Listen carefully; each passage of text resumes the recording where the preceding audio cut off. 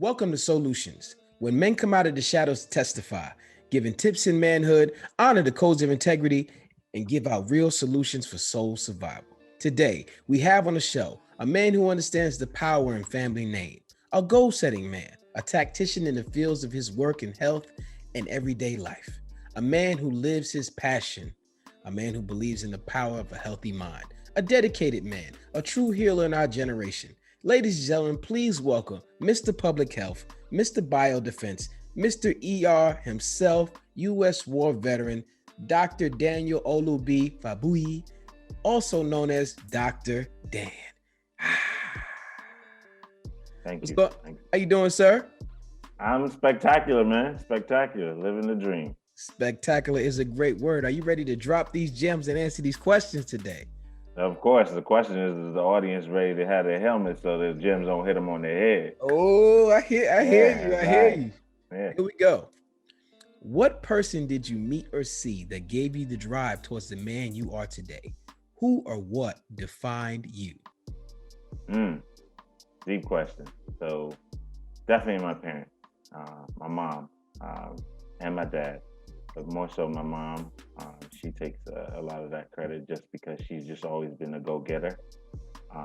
She'd take on many tasks, and she had that killer drive that I definitely have, and I got that from her. My dad's more chill and cool, and I have that side. But my mom, she was the one that's going to worry, and then she's going to make it happen. So she's about the action. Dad is about the, okay, we'll get it done. The mom, she's like, rah, let's go. So yeah, that's where I got it from. Tell me one story where you actually watched your mom and your dad do something and you said, wow, my mom is really about that action. My dad is really about his cool collective moves. I would say when the transition time was for us to go to Nigeria. So I was born here, me and my brother, and we were born in the States. And then when I was about 7, it was time. My mom said, you need to learn the culture. So she was like, all right, we're taking you back home. And they were about it. So they packed us up and took us over there. But the real key where I saw the difference is my dad was comfortable where we were back home. And he was like, whatever. My mom had dreams, so it's just like, hey, and understand the background. My dad was like a biologist at the time. My mom was a nurse, and she was just like, your son, I need these kids to do better. They got to go back home. They got to go back to the States. And my dad was kind of like, they're good, they're fine. They learn the culture. They're home. But she was the one. So basically, he was kind of like, it's all right. They'll be okay. My mom was like, F that, we breaking out. So she packed us up, and literally, and that's where I saw she was like, it's about the action, and I thank her for making that move and making that decision. So I was able to come back here with my brother and then pursue all what we wanted to do and what I've accomplished through her and God's grace. Yeah. What type of gem did your mom drop on you when you were coming up that stuck with you today that gave you even more of a drive? I think it's about respect and about that, the respect culture, but also the pursuing and the passion and hard work. I think that was some of the big things that I got from her. There was no obstacle that was insurmountable in her eyes. And she just knew if she worked hard, she would do it, and she would sacrifice herself for her kids, but not just for her kids, a typical stranger. She's truly a Cancer sign, and she will give of her own, even before her children, she'll give it to a stranger. That's just who she is. She is very magnanimous, very generous, very benevolent. That's just my mom. And those type of people are definitely rewarded. So yes, I saw that. I learned the generosity, but I also learned the passion and the drive. Yeah. I love the word benevolent. That's a great description. Talk to me about how important it is to leave where you're from to develop yourself to where you're going. Yeah, it was, you get comfortable once you're in a zone, and you get used to certain things. Some of the challenges that I encountered, one was being born as a U.S. citizen. and then going to another country, even though that is home technically. I wasn't born there, so I had to assimilate and get Mm, into the society. So I became someone who had no home there for a short period of time because I had to learn the culture, and they could pick you out. Oh, he's American. Oh, they're American. Kind of like because I had an accent. I had an American accent, right. and everybody talking about it like this, and I'm not talking like that. So I wasn't like that. But then my accent changed, and then on the flip side was the challenge of returning back, then getting back 8 years later, where I have the accent now, and then I'm back in the States. I'm like, no, no, no, I was born here too. And I'm talking like this. And they're like, nah, you African. So it was interesting. It was almost as if you had no home. But it also shows how people are. They judge you initially just by either your looks, your speech, and other things. They look at the book, they judge it by its cover, and then once they get to know you, there's a different thing. So I think society has started to change now, where growing up then was a little bit different, but still you still see it in different factions. I'm sure I see it with some biracial friends who deal with that with different cultures. So there's so many different things that we want to feel like we belong somewhere, and sometimes you don't have a home, but then you have to have your own identity to appreciate who you are. And once you know who you are, bump everything else. It's just kind of like, okay, I'm me. They're like, sweat me. Come on. Yeah, I think that's amazing what you said about not having a home. That really drives you to know who you are. So wherever you are home. Right. That's amazing. Absolutely. That's a great gem. Do you have a vision board? So I used to have a vision board. And I think in my head, I have my vision board. I visualize what I'm going to do or what I need to accomplish. And I think for me, it's more also spiritual. There's a prayer piece to it, and me communicating with my God, and understanding that, hey, I have an idea and an objective that I need to accomplish, and I've always had certain plans to get things accomplished, such as when I wanted to get my MD at the age of 25.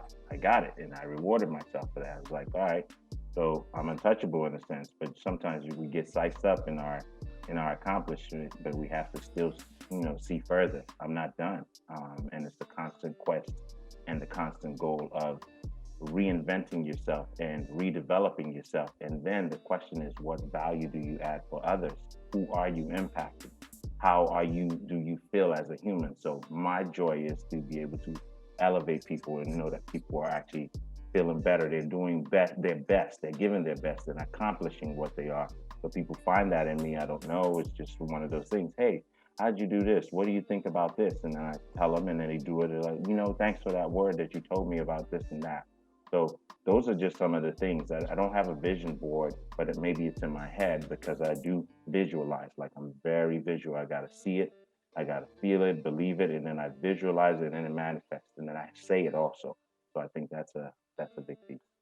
I love the fact that you push yourself to reinvent yourself to be strong every day. If you can give us one goal of your vision board that you achieved and one goal that you're currently chasing, two apex goals, what would they be? Well, the most important one, as I had mentioned, was the get my MD by the age of 25. It just wasn't a good number of us weren't accomplishing that list Yeah, during my time. that's huge. So to be able to look back on that I was constantly focused, no matter what the trials or tribulations. Just got back, just got into the country, transitioned, had to figure out my school, had to commute. We lived in the hood in DC, and just going back from southeast to northwest to school, and communing between my aunt's house and my mom's little apartment while we were struggling. All those things I remember very well, so I'm very in tune. Didn't lose that at all. The sights, the smells, I still got them all, and those are the things that keep me driving. So you will hear the passion in my voice, but also it's just that hunger. Like I'm going to achieve, I'm going to succeed, and I want to make sure my parents are well and all my family's taken care of. So those were all my drives, even amidst of all the other things. So that was one of the things. And I guess for now, looking forward, I'm on a path. I feel I've accomplished a lot of things that many of my peers will never accomplish. So those are the things that keep me bolstered up and make me proud. And still being humble, but a lot of things don't faze me. Being a war vet, also, after going through all those things, and God hasn't disappointed, and I've been through trials and tribulations, and He's found me through. There's nothing else. I don't worry about those things. I just visualize what I want. So, what do I want to accomplish next? I definitely enjoy the philanthropy work. I want to be able to be successful enough to be able to sustain many programs along those lines. I definitely am a communicator. I definitely would like to be able to have a platform that's secure and constant, that actually is able to help and impact other people's lives in a great way, tangible and intangible. But I want testimonies to be able to attest to that, to make me understand and visualize what, whose lives I've been able to fortunately touch through God's grace and blessings. And those are the things that I want to be able to accomplish too. So to be able to impact other people's lives, to leverage a platform and using my communication skills, my knowledge, my expertise in science or whatever it is, to be able to help people bolster themselves up and catapult them into what they want to accomplish. So yeah, that's where I'm trying to go. Because I know once you do those things, I'm blessed, and just by that, just that satisfaction, because I'm into the public health, the public good type stuff.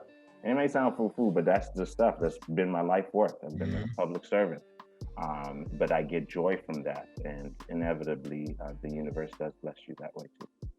Just going back to the reference of what you said about people judging a book by its cover, your goal is to be an open book of knowledge for the wealth and for the community and people around you in the world to read about. And I think that's a blessing for you to even get there in your spirit, to say, hey, everything I learned, everything I put myself through, I am going to share with the world to make the world a better place. What type of affirmations were you telling yourself on your journey, and that you tell yourself daily now? Yeah, you've been there, you've done it. He's with you. My name is Olu Femi. It means God loves me.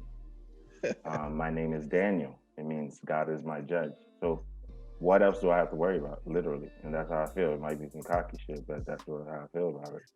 No, I smile because my best friend's name is Olu Femi. Mm-hmm. And his name is Olu Femi. Shout out to my boy Olu Femi. My boy, I love you. His and it means to love God, right? That's what you just said. Yeah. God loves me. Yeah, it means God loves you. Oh, God loves you. Okay. Olu Femi means Olu is God. Fat is love, me. So God loves me. So if I know that, I mean, that's it. It just makes me smile. It makes me smile on a personal note, because that was my roommate in college as well. So he's one of my closest friends. So I just love to hear that great conversation that you brought about, and your affirmations, telling yourself every day that you are God, you are great, you are great things coming. You are somebody who walks to the door, who brings great things to people's lives. And the energy you spark inside yourself will manifest across the world. For those who are listening, you can channel and create these things and create your own story and your own narrative. How early did you start goal setting? You achieved some great things in your life. Wow. How early did I start goal setting? I mean, I had no choice because my parents were going to whip my tail. I had expectations. You don't get your grades right, I come in here, I will show you. That's how they do it. That's just what they do. But you had only 3 choices growing up in an African family: lawyer, doctor, or accountant. That's pretty much it. I often hear that. So you're stamping that. You're saying that is one of that is true. That's what it was. I think they're changing nowadays, but still, I mean, that's the expectation. So when we hold ourselves to high standards, or hold our children to high standards, they will probably achieve greater, because again, there's an expectation. But sometimes it can be challenging for those who don't meet that expectation. They can be ostracized for that. They don't respect them or whatever. But I think families are starting to change nowadays. But when did I first start setting goals? I don't know. A lot of things transition about 7, because at age 7, I knew I was going to be a doctor. So maybe that's about the time. I knew that from age 7, and I remember that age because I remember it. I said that I would be a doctor. So maybe that's when it was. What was that moment that brought you to that pure conscience? I think so. When we got to Nigeria at the time, I remember going to my mom's health clinic. She had a health clinic where they were treating patients with malaria, polio, and other diseases. So I just, I was going to help people just like my mom was helping people. That was it. It wasn't anything spectacular about it. That was just it. There was another eerie thing that kids, a lot of kids, animals, things used to gravitate towards me. People would be like, no, they don't normally do that. If it's a child or if it's a baby or whatever, or if it's an animal, just a mean animal, somehow would sniff me and then they just be comfortable around me. So I don't know, but I learned later on in life it's about your spirit, and so these they read you. So things that other people can't see in their eyes, they see. So I've been blessed on that. Again, attestation to Olu B. So In my experience in life, and you was who you was before you got here is a big statement. Like your energy and who you're supposed to be, whether you operate in that, is the free will we have. But there is something that was meant for you that life's journey is going to take you through to make you the best person you can be. Talk to me about literature. Tell me what books saved your life to make you stay on the path that you're on. Fun fact about me is I never liked to read. Never did.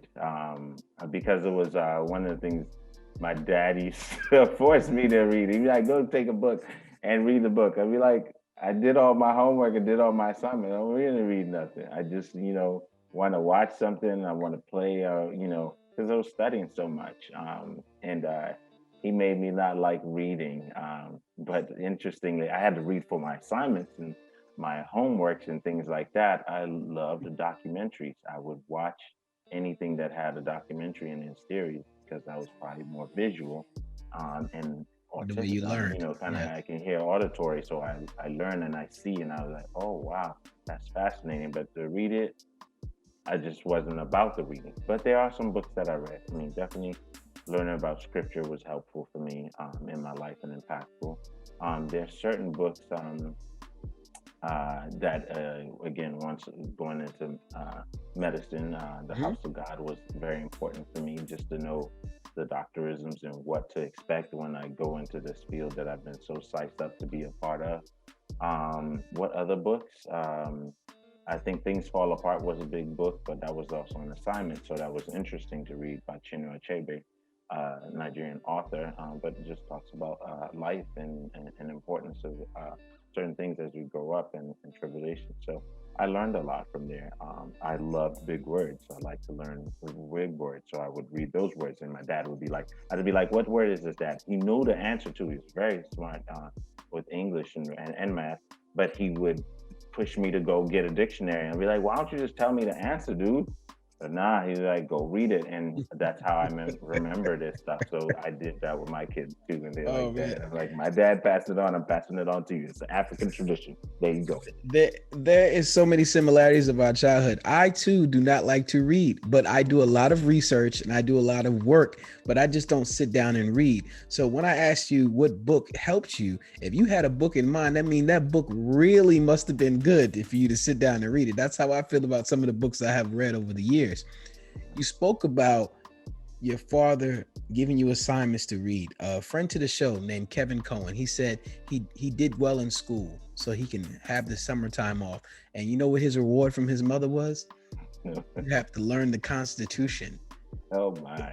So he didn't want to get he didn't want to get good grades anymore It's because like, that was a terrible reward. While his friends was right, outside, he was learning the right. Constitution.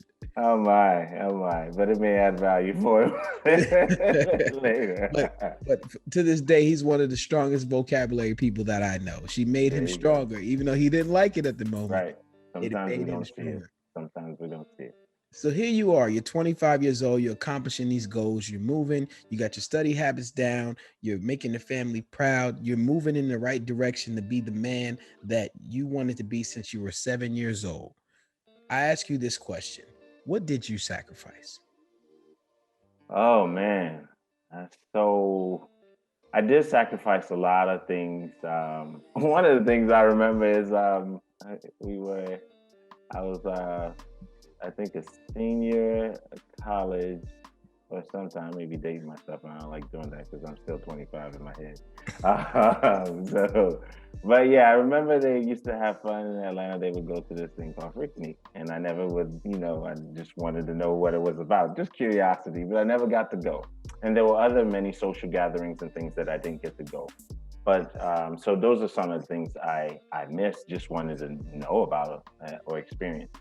Um, but I didn't miss out on a lot because still I balanced. I used to DJ, I used to party. I mean, literally, I think even the Washington Post did a special on me with regards to following me through in college. And you can look it up. It's literally they went through the process of 24 hours in the life cycle of a student who was attending GW at the time, and that was my freshman year. And so they followed me to the library, studying, preparing for a test, to going to DJ, to stopping at a happy hour, to stopping at, this is all within 24 hours, going to play basketball in one of our tournaments. And they caught one of the shots that I got in there and a block, and they was sliced up off of that. Then they came back to the room, followed me to my dorm and said, okay, he's taking a nap, he's listening to some music, preparing for his test, and he gets up the next day, goes take the test, and it's back on the cycle again. So I've always kind of been like that. So I've always balanced. So there were some things that I may have missed out, but in the long run, I don't feel I missed anything because I got to live and experience all of those things. Maybe even other things that I don't even want to get into detail now, that I may have missed out on in the beginning. But it's all about time management and prioritizing what was important. What was important to me is to make sure my studies and academics was on point, and that I still had a social life. And you can tell by the personality, this has just been me. Nothing's changed. I've always been a wild boy, but I've also been a great son or student of learning academics and things like that. So it's balanced. You don't have to be put into one category. I would never fit one category. I never have and never will. I do so many different things that a lot of people don't know, but that's just what it is. Absolutely, absolutely. I can smell music all over you, by the way. That's a great thing. But let's dive a little deep here. Let's go into Yeah, one of your lowest moments. And I just don't want to know what your lowest moment was. I sure. want to know how you got up. What are some of the tools that you applied to make sure that you got up out of this low point? So one of my lowest moments was I was the A student, honor roll, blah blah blah, Mr. Academic, I was a scholar athlete. I played soccer and I was the MVP, blah blah blah. Did all these things, and all of a sudden there was a test that I needed to take to fulfill another part of my license. Didn't prepare for it, but just took it. Sometimes we get caught up in ourselves and kind of like, I'm gonna ace this. I'm good. So I took the test, and I didn't pass the test. And that was challenging for me because literally shocked my whole world, ego, everything is just like unheard of. Like what? And that can't be. It must be an error. There's da, da, da, da, da. And yeah, so that was a challenge. That was a low point. But I didn't give up. I did feel really bad. I was in a dark place because I was like, how could I have accomplished all these things and da da da da? But notice the statement. How could I have accomplished all these things? It wasn't my doing. While we may put in the work and put in all those things, there was a higher being, and I was definitely humbled. And I had to reach out to the higher being and say, "This is my name. You say you love me. I may have fallen short, but I need your help to get right back on track." And yeah, in my supplication and reflection and revitalizing myself and recharging, all the three R's, trying to get back to a sense of self and saying, you brought me to this point not for me to fall off, but I need to refocus. And so at that moment, one, I learned you're not always perfect and you're not always doing things by your own will, but he gives me that capability. And then also don't take it for granted and don't always go in overconfident. Even though you know this stuff like the back of your hand, it just wasn't one of those things that happened, it really was humbling. So that was a low point. That was probably one of my lowest points um, in my life. And then the other was of course I passed it. I took the test the next time. I passed and did exceptionally well. And here I am. But yeah, that was one setback. And the other part of the setback was the birth of my daughter. I wanted to be there for her, but I was at war. Um, and I tried, did everything.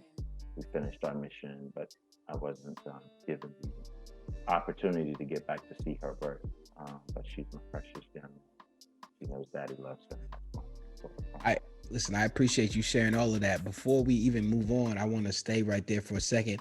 Can you please repeat the 3 R's for those who might be listening? They might want to write that down and have that in their repertoire from when they need to get up. I mean, there's a lot of R's. It's not just the 3 R's, but I think you sometimes have to, reflect. Definitely is one of them. Kind of regroup or reorganize, and reinvigorate yourself. So those are some of the R's. They're like maybe 6, 7 different R's. But when you the R's are powerful. It's a powerful letter. But to reinvest, reinvigorate yourself, or reevaluate, rethink of the whole process, and recharge. I mean, there's so many things you gotta keep going through that process. But once you go back in there, and sometimes you have to recluse yourself, go hide out, and go in your own tunnel, and go in there. And that's an Aquarius trait. So we like, I don't want to be bothered. It's nothing personal. It's not about you. It's about me. I just need to go in there and refocus, recharge, and get in. When I come out, it's like the Phoenix, like, back, what's up? So kind of different. Yeah. Reposition. There's a lot of reposition. I like that. I like what you're saying right now. It makes me smile. I want to ask you this question. Now, you said you wasn't there for the birth of your daughter, and we can all understand that and relate, even if you don't even have children.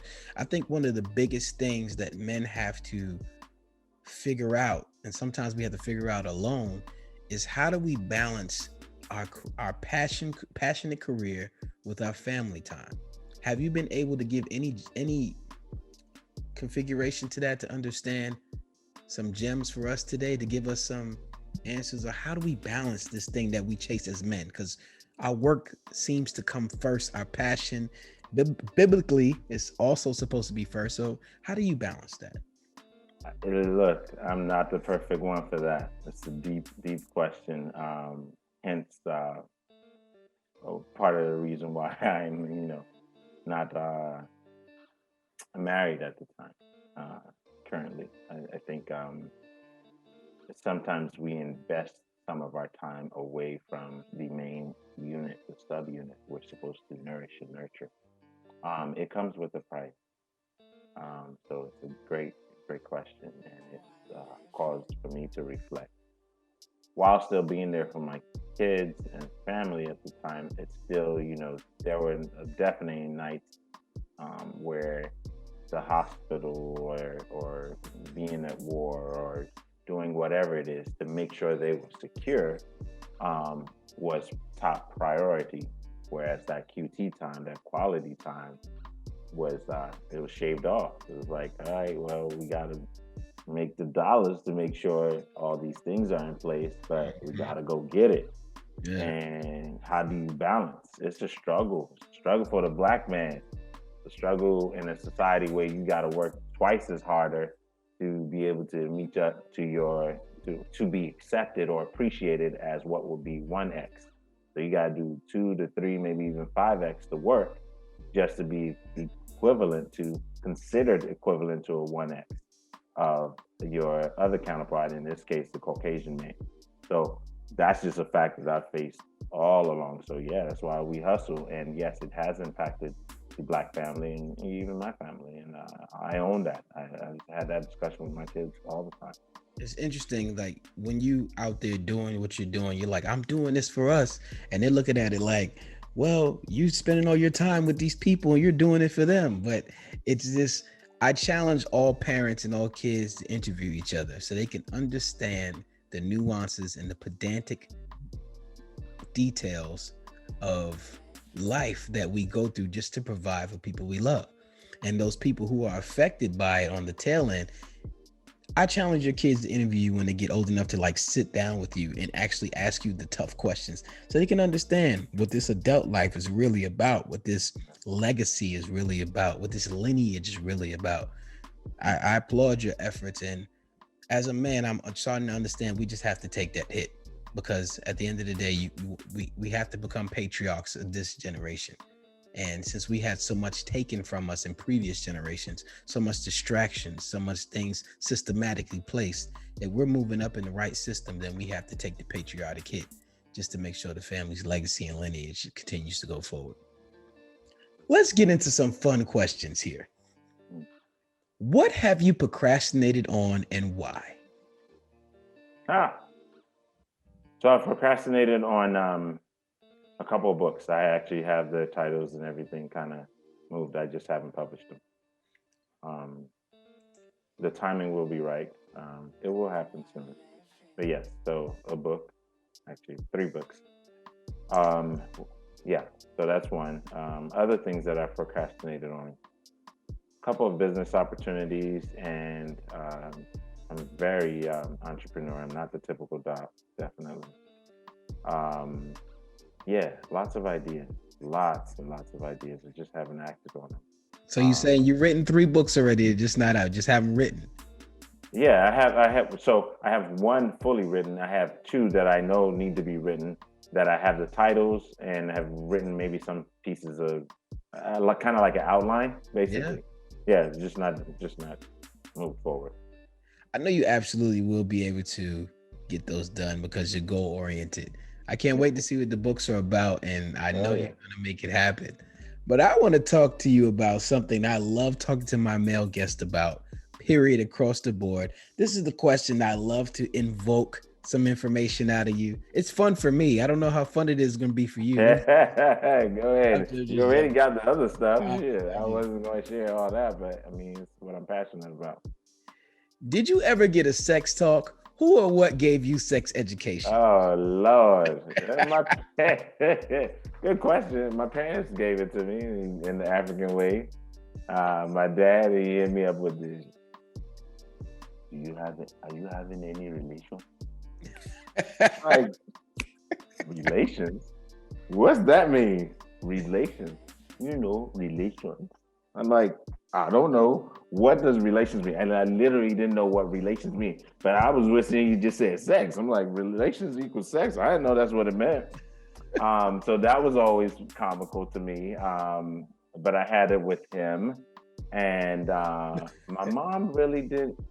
She kind of talked about it a little bit. She was a health educator, but I guess she left it up to dad to kind of talk about it. So that was kind of the talk. It was like, you have to be careful. I love asking these questions. That was it. It just seems like the men in our particular generation didn't really get, many of us did not really get a secure, safe talk about something that we're going to love and cherish so much for the rest of our lives. And it's so important, right? Because it can lead down so many roads. Yeah. The reason I ask the question is because sometimes the government gets involved in your relationships if you're having kids and you don't stay with this person. Like, it's a lot of decisions need to be made. I think that in-depth conversation gradually as you grow needs to happen.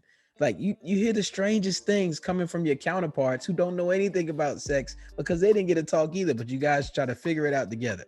Sure. I hear, hey man, you jump off the porch yet?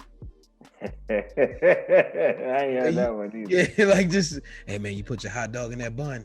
Okay, that I can understand. But like just different ones. It's weird, and you get it, and you ain't a man unless you had some. And I'm like, what? I'm not a man.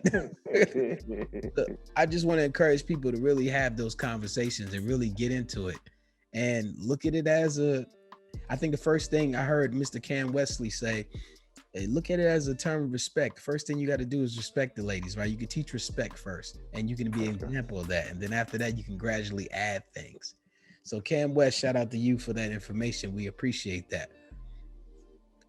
Let's talk a little bit about fatherhood and mentorship.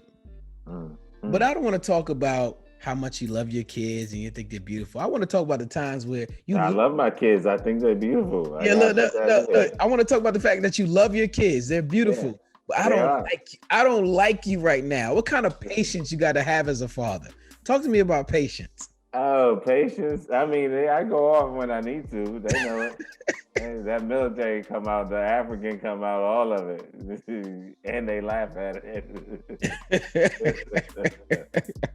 for, uh, for for the fathers out there that might be struggling with patience and things of that nature, what kind of gems could you give them in terms of like, I love my kids, but I really right now I don't like them. Like they're doing all types of things to me that they get from me. I don't know how to handle that. yeah, it's a reflection of you. No, definitely. I think part of the parents. The beautiful thing is, and also the annoying thing is that they do take some of our traits. So pieces of their mother or of their father, or depending on what kind of relationship is. Anyway, pieces of traits of the ones who were part of the procreating process. I usually have got to be politically correct, so I want to make sure I'm covering anything for you. But with that said, the point is, yeah, you do see. I see some traits in my kids will be like, yeah, that's something I would do. I can see that, and I can see why it's annoying your mom because yeah, I mean, and I'm laughing. I'm like, you know, she's like, oh, they got that from you. I'm like, yeah, that's me. She's analytical. She's processing the whole thing, and she's saying, okay, that's fine, but she wants the big picture because I want the big picture. I don't want all the minutia, all the stuff. So she's kind of like, yeah, okay. All right, well, why don't we just do it this way? And, well, you need to listen to, no, I just was going to, so there's certain things, but the patience comes in depending, and I can say I'm guilty of it too. There's certain things where we may not be patient. So there may be one parent that needs to go over the math problems and the teaching of that because you start losing your patience during the time when you're doing homework. You just don't get it. You do it like this and do it like this. Well, let's go through the step and make sure they got it. So it takes some patience to be able to do that. And and sometimes you have to step back and you have to reflect back that maybe this is not the strong suit of your child, or maybe it is, and you're just a poor Right. explainer. You're So right. it goes Right. both ways. So don't just think it's just them not saying. Maybe you're just not saying it the right way.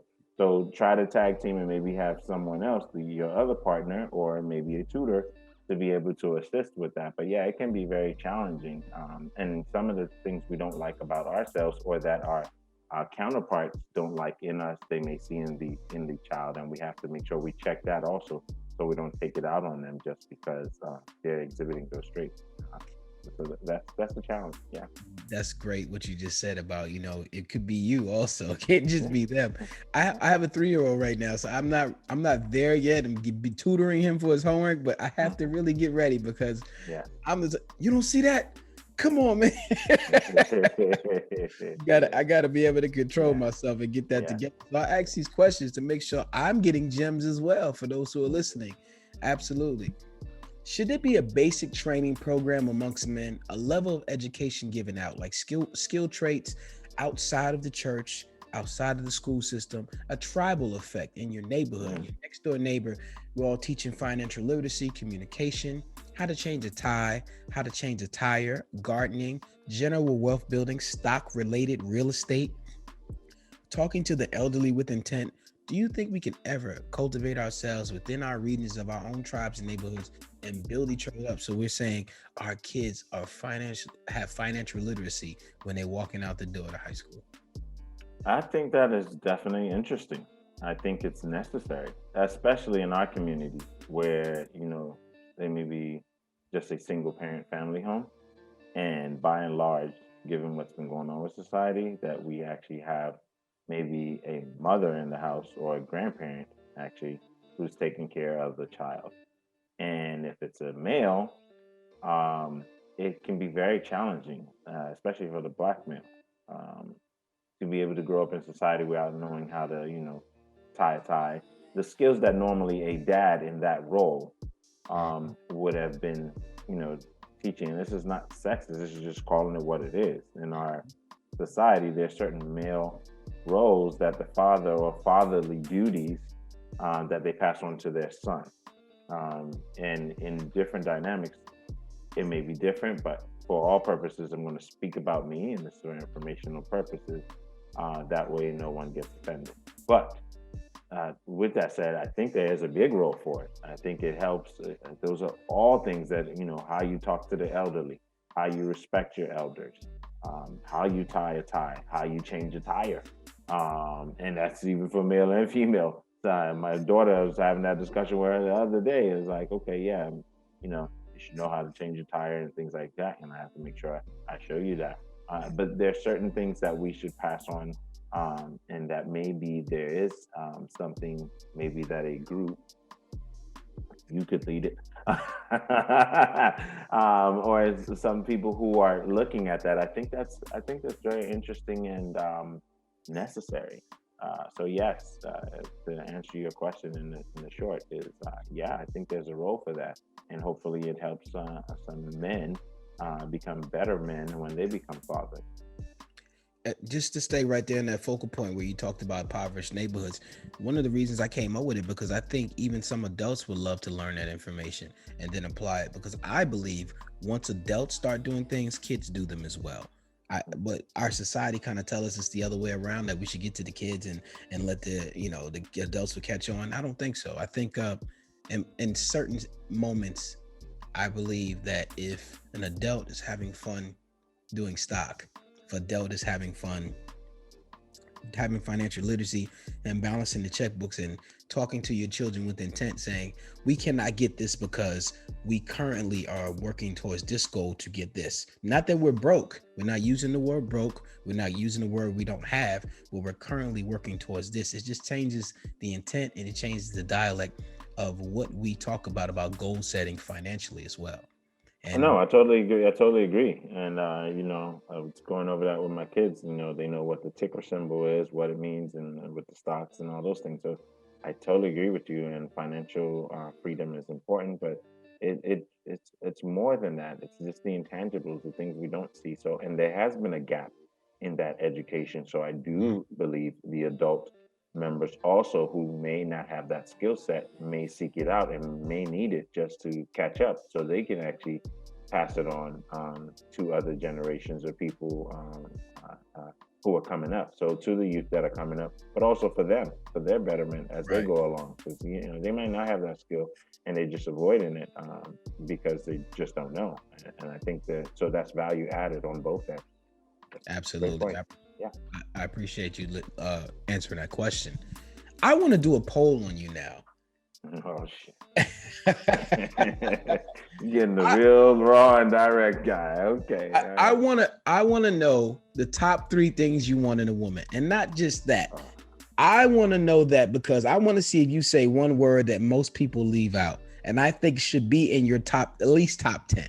I want to know what your top 3 is, and I'll tell you the word I'm talking about. If you say it or not, we'll go over it. But remember, there's no wrong answer here. This is just my subjugated thought process and your subjugated answers coming together to bring awareness to what we feel a man should be looking for.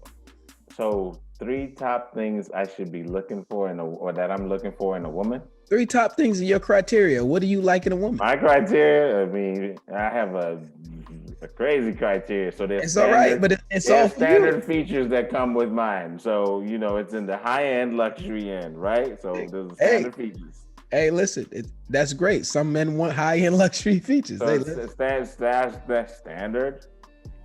So assuming that, I'm going to go with some other things. Okay. I think one of the most important is, at least for my language, my love language, what I'm looking for is a woman who is appreciative. Like literally appreciative, in the sense that appreciates my time, appreciates my effort. Those are big things to me. So that's a big deal for me. I think the other, I want brains. I like at least we can have a conversation. I think that's important, to be able to have good dialogue. And I love a woman who has drive, like passion and drive. So that's important for me. You're a go-getter, so I know you got it. We're almost equally yoked, where you can handle it, and I can handle it. So those will be the things. And of course, I would want someone who is spiritual, who believes in God. I think that's important for me to be able to then have dialogues along those lines. I think everything else, that's pretty much it. I want to say those are great. The one thing I'm always thinking about is intelligence. You said brains. I think that's very important. Yeah, it is. Just I love your criterias. I love your lists. I can relate to those wholeheartedly. I liked all of those, and I think it's subjugated towards you. But I just want to say I agree. I like that. I like those lists because I enjoy a woman who has drive, and I enjoy a woman enough to appreciate me. There's a lot of women who don't appreciate their man. Like, you can see it. They're with them, they love them, but do you really appreciate him? Right? For the small things, the nuanced things. And how much are you trying to understand communication? You spoke about your love languages, right? But how much do you try to understand communication for the woman? So I think communication is a big deal, even in my work and in life in general. I'm big on communication. That's why I do a lot of work around communication of health related issues, but also just talking and having dialogue to understand. I think it's important to be able to communicate. Now, how we communicate is, everybody's different on which ways they communicate. Some are visual, some are auditory, some they talk with their hands. Some talk with their neck. Some talk with their eyes. I mean, so there are different ways we communicate. I think understanding your partner's communication style is key, so you can meet them with their language, and also giving room for understanding that sometimes we might not communicate the same way, and this is how that person communicates. So let's make a pact that when we have an issue, this is the way we address it. Classic example. Oh, we go out to somewhere and I did something that ticked you off, or you did something that ticked me off. We're both not going to make a scene in the place, but we can, hey, say, this is really irritating me right now, but we'll talk about this later. I want to table this for later. I don't want to make a scene. I think that's real cool. Now, the onus is on whoever's on the receiving end of that not to be like, well, what is it? Let's talk about it now. Or, so you don't want to fight fire with fire. You want to make sure, okay, cool. I respect the fact that you understand that we're in a different setting. We don't need to make a scene. It is our private matter. We can talk in the car. We can talk when we get home, those types of things. So I think it's, and sometimes you have to stoop to conquer. Sometimes you may have the hot-headed one. And some of us like the hot-headed folks.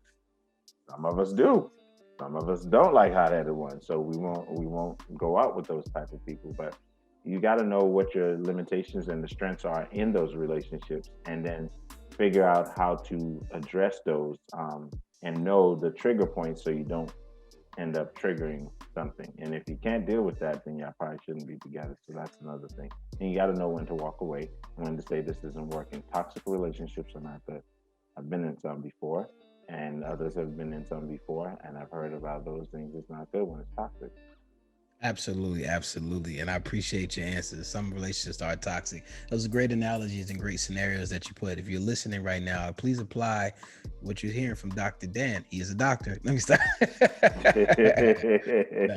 But not outside of being a doctor, communication is very important, and we do it every day with everyone throughout life. So I encourage you to upgrade your knowledge and communication as much as possible, and be empathetic towards people, and understand that the way you like to get communication is not the way someone else may like it as well. So you have to figure out what their lane of communication and fire is. Yep. Now it's time for my favorite question on the show. No, it's not over yet. No, this is one of my favorite questions. You only got a few questions left. We about to get you out of here in a minute. Then it's hot seat. The hot seat. It's not that hot. This one is fun. Now, this question is subjugated towards you. Okay. There's no wrong answer, but you have to pick one, and you have to tell me why. All right. As a husband, I'm putting you in the husband chair. Okay, because I'm not in a husband chair no more. Yeah. But as a husband, I'm put your husband hat back on. This is a good question. Would you rather have a great woman or a great wife? Great woman or a great wife? I have a great wife. Explain. Because that's what's going to keep me in the. That's what's going to keep you in the relationship, right? I mean, great woman. You can be a great woman for the whole world, but if you're not a great wife for me, then it's not helping. And I guess the same is the same case for women. You know, you want to be a great husband, not just a great man on the outside. And that may be some of the things why we fall into those problems as Black men anyway. We might be a great provider and do all the things we do, but we might not be always as investing the time. And again, to the topic I mentioned, it's good. It's a good question. Makes me think and reflect. But yes, I hope that answers your question. Absolutely. There's no wrong answer. Like I said, it's subjugated towards you. I appreciate you answering that question today. We talk about leaving legacies. We talk about building. We talking about being assertive, being men, and make sure we take care of the household. But some of us ignore some major steps. Do you have a will? Yes, it's important. I have had this discussion ad nauseum. Yes, it is important to have a will. And actually, I had a discussion recently on Clubhouse talking about has the pandemic actually prepared you for end of life and your family members? It's something we don't talk about. It's so taboo that we don't talk about it. But yes, to your point, yes, I have a will and it needs to be updated again. Why do you think we don't want to talk about it, in your opinion? Oh, great. Oh, I love these questions because I can knock these out the park. Pow! I literally had a discussion on this, and this was a topic. I did a 3-series on this. Why we don't, what I've learned and what I've experienced and what I've seen is that, one, we rather kick the can down the road. We don't want to face our fears. We don't want to, I'm about to knock this out, right? It's slam dunk. This is like a straight up alley-oop. Y'all can NFT this.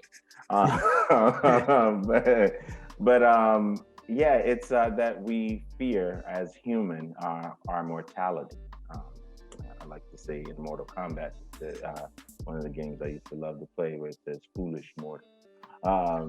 I think we are scared of our mortality, that we are vulnerable. We can die. We are not going to be on this earth for a long period of time. And not to belittle the multiple deaths and lives we've lost during this pandemic. But yeah, those are the things that should be raising our question to think about it. So I asked, have people had those discussions that we usually see with siblings? So when I'm in an emergency department, we have a code, meaning we're trying to save a life. And then unfortunately that person doesn't make it or they die. And then there's the family members. That's not the time where we want to be having the discussion about what y'all want us to do with the body or this and that, or they need to be put on a breathing tube. Let's say they didn't die and they need to go to the ICU. Well, did they want to be on a tube, a ventilator, a breathing machine to help them breathe? Did they want us to resuscitate, meaning pushing on the heart and doing all these other things to help save the life? And then there's the firstborn who says, no, she didn't want that. There's a little youngest one who says, nah, she said we should do this.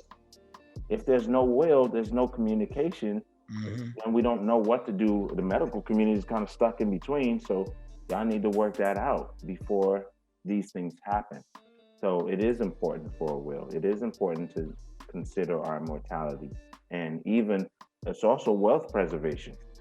Because if you don't figure out what goes to, the government also takes it.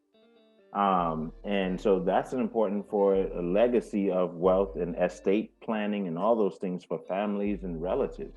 There's also debt. Who's going to be left with the debt? What was left on the table? Those dynamics, it's all throughout different cultures. The African culture has its own thing, everybody. So there are different cultures that have their own thing, but at the end of the day, we should plan and have these things in place to be able to discuss those things along the lines in terms of medical care, medical treatment, in terms of wealth management, wealth preservation for the family, and just what the choice of our loved one is, so we know and we're all on the same page. And even the people who you put in charge, there's some people who have an executor who they put in charge and they didn't even know. And they get called, hey, this person passed away and they put you in charge. Huh? They put me in charge. I know. And then you got to go through the whole legal process to fight all of that stuff. It's not easy. So I think people need to revisit that. Very important. It's a great question. You just jog my mind to ask you another question. Now, this is what I like to call audible. And you may I not see. have It sound like a bonus question. yeah, Hold this is the up. this is the bonus question. But it might you might not have the answer to it, but I'm curious. How many times have you seen family members opt to put someone on a breathing tube, someone who may not be able to recover, and accumulate a large bill that they didn't even realize that they might have to pay on that family's passing? Oof. I'm sure it happens. I actually know it does happen. However, I don't have the numbers or the stats for you, Yeah, but that's it because it's does happen. I about. mean, a lot of people, they're usually like, do everything if there's nothing in place. And everything might not be necessary, but it's the value of life. You can't put a price on it. Right. So I respect that fact. So yeah, if it's hey mama this, we want to make sure we doing everything for mama this. But maybe mama this didn't want that. Maybe she just doesn't want, she wants to go. She's happy where she is. Or maybe that's not the case, and it's not this sounding sensitive. And if it's a trigger for anybody, I want to make sure you have the grace to step away for a little bit while you process that, and definitely seek some mental health assistance. While Mm, I'm not your doctor, nor am I a psychiatrist, I can't prescribe you therapy. This is for informational purposes only. I just want to make sure we throw that out there too. yeah, absolutely, absolutely. It's just informational purpose. Something for you to think about. Something you put in your Rolodex to say, hey, these things X, Y, Z can happen. But you're the first person to give this analogy on the show. Most people talk about life insurance and paying for that, but most people don't speak about what can happen at the hospital at that certain moment where decisions and information needs to be already set in place, regardless of age or moment. And that's great information right there, Doc, and I appreciate that. I came up with something called operating at 100%. And what I do is I took 5 categories and I divided them into 20% each, totaling up to 100%. Purpose, health, confidence, money, and knowledge. Again, that's purpose, health, confidence, money, and knowledge. Purpose meaning you're working in your purpose every day, doing the things that you were called to do. Health meaning you're working out, exercising, eating right, meditating. Confidence meaning you're doing it confidently without any insecurities or fear. Money is you made a little money today, saved a little money today, invested a little money today, gave to a charity. And knowledge, you took in some new information. So, Dr. Dan, I ask you within the last 24 hours, purpose, health, confidence, money, and knowledge, how much of 100% have you been operating out of, with each of them all representing 20% each? Purpose 20%. Health. Yeah, actually, let me take that back. Purpose 19%. Because there's always something that's missing. Health, definitely probably like 10%. I should do better.